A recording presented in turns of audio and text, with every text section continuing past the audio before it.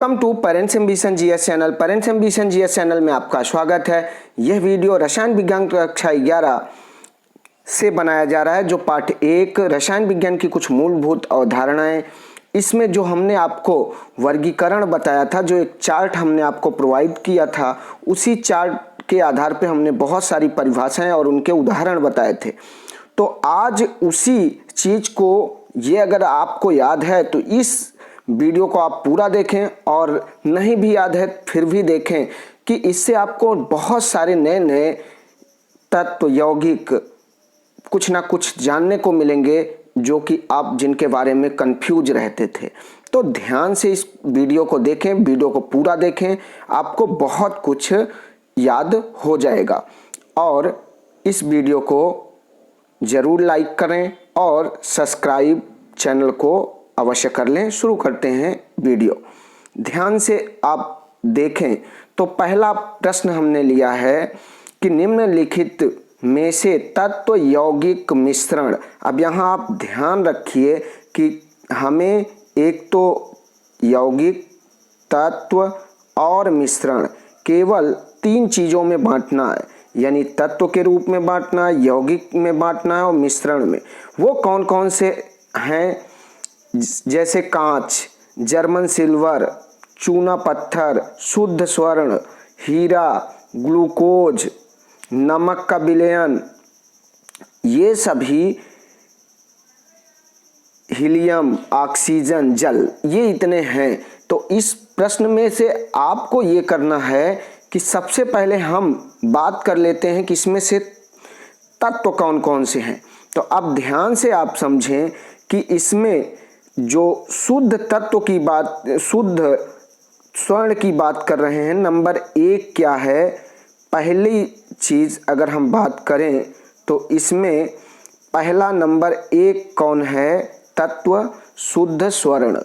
एक दूसरा, यहाँ पर अगर हम बात करें तो हीरा, जो कि जानते हैं इसका कार्बन का एक अपर रूप होता है। ठीक, तो ये भी तत्व की श्रेणी में आएगा। ये कन्फ्यूजन आपको हो सकता है, लेकिन आप ध्यान से इसको समझें। इसके अलावा हीलियम, और अगर हम बात करें तो ऑक्सीजन। ये जो 4 मिले यहाँ, इन चारों को तत्व के नीचे आप लिख लें। आप अच्छी तरीके से इसको पढ़ें, आपको समझ में आएगा कि ये 4 कौन कौन, शुद्ध स्वर्ण, हीरा, हीलियम, ऑक्सीजन किसकी कैटेगरी में आएंगे? तत्व की। इसके बाद बात करते हैं कि इसमें यौगिक कौन कौन से हैं। तो सबसे पहले अगर यौगिक की हम बात इसमें करते हैं तो एक दिख रहा है, पहला इसमें कौन दिख रहा है? वो है चूना पत्थर। इसको हम कलर चेंज कर लेते हैं थोड़ा सा। तो चूना पत्थर एक दिखा। दूसरा यहाँ पे जो दिख रहा है वो क्या है? दूसरा ग्लूकोज। और इसमें क्या दिख रहा है जो यौगिक की श्रेणी में आएगा? जल। ये 3 चीज ऐसे हैं जो किसकी श्रेणी में आएंगे? यौगिक के। तो ये 3 चीज आप अच्छे तरीके से याद रखें कि ये 3 क्या हैं, इसमें से ये यौगिक हैं। अब बात आती है कि इसमें बाकी जो बचे वो क्या हैं? मिश्रण। ये क्या हैं? मिश्रण। तो मिश्रण की अगर हम बात करें तो ये थोड़ा सा यहाँ मिसप्रिंट है, इसको हम ठीक कर देंगे पीडीएफ में। तो ये मिश्रण, ये क्या है? मिश्रण। तो मिश्रण की अगर हम बात करें तो इस मिश्रण में ध्यान से आप समझें। वैसे तो आपको समझ में आ गया होगा कि जो कुछ भी बचा है वो क्या है? मिश्रण है। अगर हम ये बात समझें तो आसानी से हम ये बता सकते हैं कि इसमें बचा कौन? कांच बचा, जर्मन सिल्वर बचा, उसके बाद क्या बचा?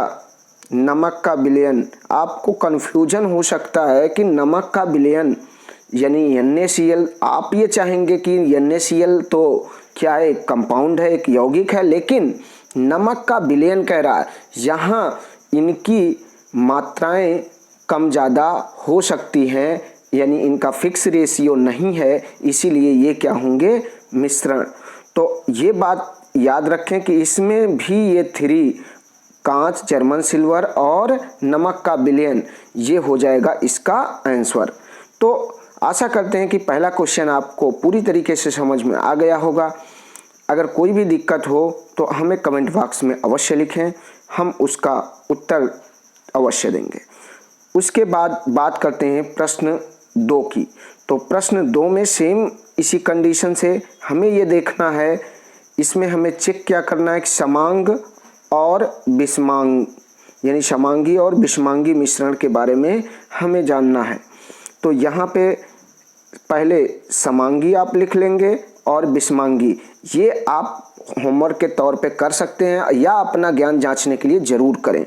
तो इससे अब इसके बाद अगर हम बात करें तो हम यहाँ आपको बताते हैं कि इसमें से समांगी मिश्रण कौन कौन से हैं और विषमांगी कौन है।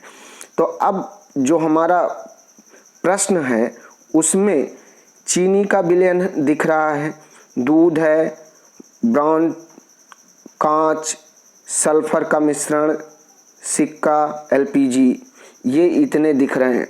तो इसमें से अगर हम देखें तो सबसे पहले हम विषमांगी आपको निकाल देते हैं, बाकी जो बचेंगे वो समांगी होंगे। तो अगर हम विषमांगी की बात करें तो एक यहाँ पे दूध दिखा आपको, जो कि जिसका ना तो रेशियो फिक्स है और कुछ भी इस तरीके से ये पूरी तरीके से घुलित नहीं होते हैं। सेम यही कंडीशन होती है किसका, सल्फर और बालू, ये जो है सल्फर और बालू का मिश्रण। यहाँ थोड़ी सी गलती है, ये आप ध्यान रखेंगे, यहाँ सल्फर का मिश्रण अकेले है, तो ये सल्फर और बालू का मिश्रण है, सल्फर और बालू का मिश्रण है, इसमें आप बालू ऐड कर लेंगे, ये ध्यान रखिएगा, सल्फर बालू का मिश्रण। तो ये दोनों चीज क्या हो जाएंगे, ये दोनों चीज हो जाएंगे विषमांगी मिश्रण। और बाकी जो भी चीज बचा, यानी कौन कौन, दूध और सल्फर का मिश्रण ही अभी समझ लो जो लिखा है इसमें, और वो सही रूप से होगा सल्फर और बालू का मिश्रण। ये दोनों चीज क्या है, विषमांगी। बाकी भी जो बचे, अब चीनी का विलयन है, ब्रॉन्ज है, कांच है, उसके बाद सिक्का है, एलपीजी है, ये सभी क्या हैं, ये सारे ही समांगी मिश्रण हैं। आप अच्छी तरीके से इसको क्लासिफाई कर लें। चलते हैं अगले प्रश्न में। अगला प्रश्न, तीसरा प्रश्न है, निम्नलिखित में से कार्बनिक तथा अकार्बनिक वर्गीकरण कीजिए, यानी कार्बनिक यौगिक और अकार्बनिक यौगिक के बारे में हमें बताना है।